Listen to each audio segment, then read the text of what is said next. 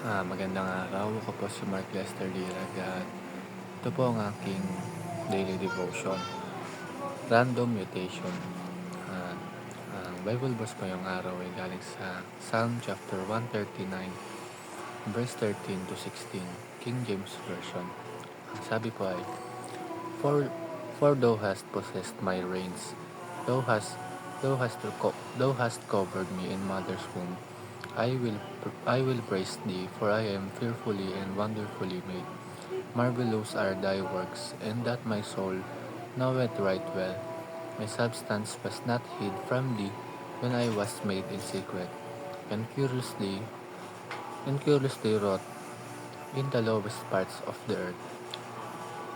Thine eyes did see my substance, yet being unperfect, and in thy book all my members were written, which in continuance were fashioned, when as yet there was none of them.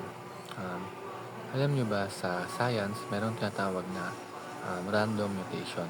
Ang paliwanag nito ay ang mga pagbabago sa DNA ng tao ay nangyayari ng aksidente during reproduction.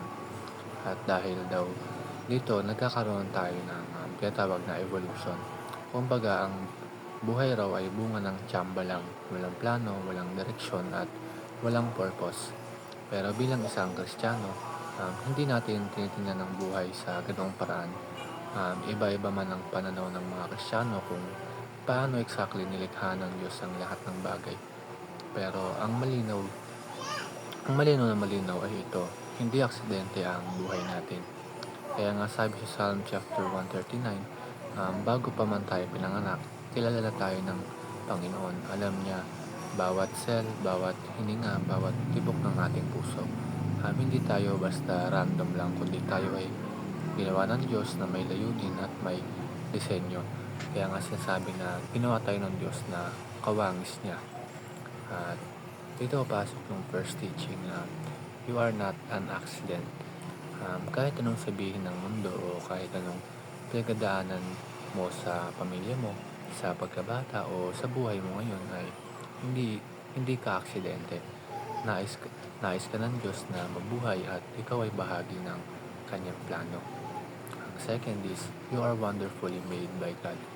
Minsan, ang dali lang nating madown kasi hindi tayo kasing ganda, kisig o talino ng ibang tao.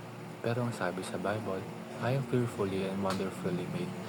Ibig sabihin, bawat detalye ng pagkatao mo, ang iyong itsura, talento, personalidad ay nilikha ng Diyos mismo. At ang last is, you are designed for God's glory. Ang purpose natin bilang isang Kristiyano ay hindi lang para mabuhay ng normal, kundi para magbigay ng kaluwalhatian sa Panginoon. Lahat ng ginagawa natin, maliit o malaki, ay pwedeng gamitin para maipakita ang kabutihan at kadakilaan ng Panginoon.